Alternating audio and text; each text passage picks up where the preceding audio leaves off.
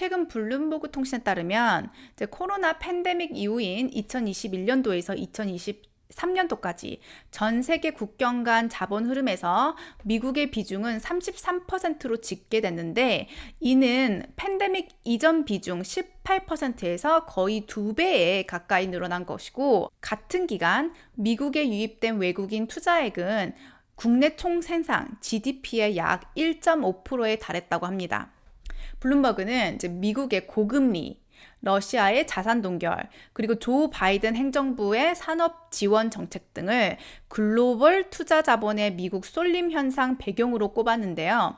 이제 미국의 강력한 경제 성장도 이제 외국인의 투자 자금 유입을 불렀는데, 이제 세계은행, 월드뱅크에서는 지난주 미국의 올해 경제 성장률 전망치를 지난 1월보다 0.9%포인트 상향 조정한 2.5%로 제시했다고 합니다.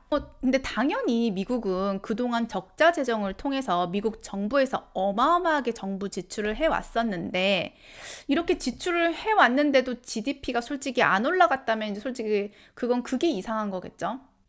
어쨌든 러시아 우크라이나 전쟁 이후 서방의 제재로 러시아 자산이 동결되면서 이제 외국인 투자자들은 자본의 국경 간 자유로운 이동의 의문을 제기했고, 이제 이는 또한 이제 미국 투자 쏠림 현상의 속도를 높이는 결과로 이어졌으며, 이제 달러의 지배력에 대한 불안감에도 이제 미국 금리가 수십 년 만에 최고 수준으로 오르면서 해외 투자가들에게 큰 매력으로 작용했다고 합니다. 중국과 패권 경쟁 중인 미국이 재생에너지와 반도체 생산 촉진을 위해 수십억 달러 상당의 지원 정책을 펼친 것도 이제 새로운 이런 외국인 직접 투자 유입으로 이어져 왔는데요. 특히 조 바이든 행정부로부터 66억 달러 지원을 받은 이런 대만계 반도체 업체죠. TSMC는 이제 미국 현지 공장 설립 등에 650억 달러를 투자했고, 그리고 이제 실제로 삼성전자 역시 64억 달러를 받고 미국 현지에 44억 달러를 투자하기로 했었죠.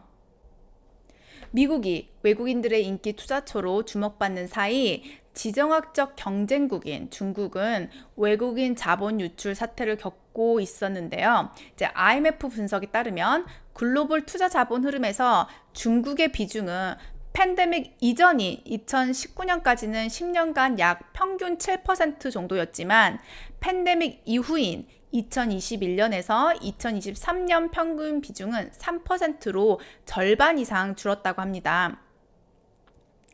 중국 상무부 발표에 따르면 중국의 이런 외국인 투자는 지난해 전년 대비 8% 감소했고, 올해 1월에서 4월달 사이에서는 전년 동기 대비 27.9%, 거의 30% 정도가 이렇게 급감했다고 합니다.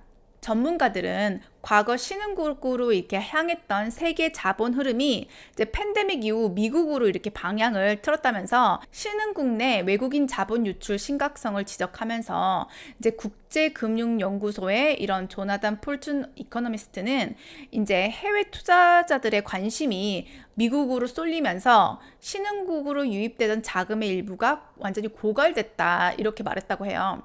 영국의 사모펀드 업체인 유리존 SLJ 캐피탈의 스티븐 젠 최고 경영자는 이제 중국과 미국의 외국인 투자 유입은 팬데믹을 딱 기점으로 해서 크게 이렇게 달라졌는데, 이 같은 흐름은 양국의 정책이 바뀌어야 변할 것이다, 이렇게 전망했다고 해요. 이와 관련 미국의 기준금리 인하와 이제 오는 11월 이제 예정된 미국 대통령 선거 결과가 자본 흐름의 전환의 이런 계기가 될 것이라는 전망이 나오고 있는데요.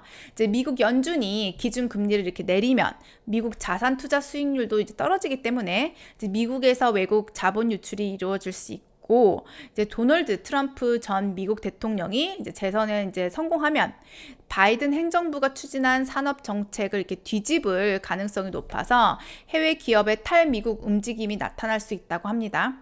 이렇게 미국 연준이 인플레이션에 대응하기 위해 거의 23년 만에 최고 수준으로 기준금리를 인상하자 이를 노린 투자금이 이제 대거 미국으로 들어오면서 이제 미국이 팬데믹 이후 고금리와 국내 투자 유인 산업 정책 때문에 전 세계 자금을 대거 빨아들인 것으로 이렇게 나타났는데요.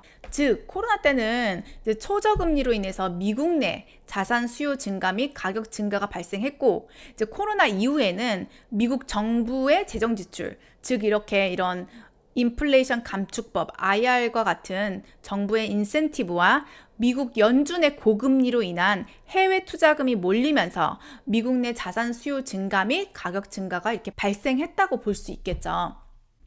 다만 향후 미국이 예상대로 기준 금리 인하에 나설 경우 이제 미국 자산의 투자 수익률이 내려갈 수 있고, 또는 이제 오는 11월 달에 있는 이제 미국 대선에서 도널드 트럼프 전 대통령이 집권할 경우 이제 기존 정책들을 이렇게 뒤집을 수 있어서 정책적 불확실성이 제기되고 있고요.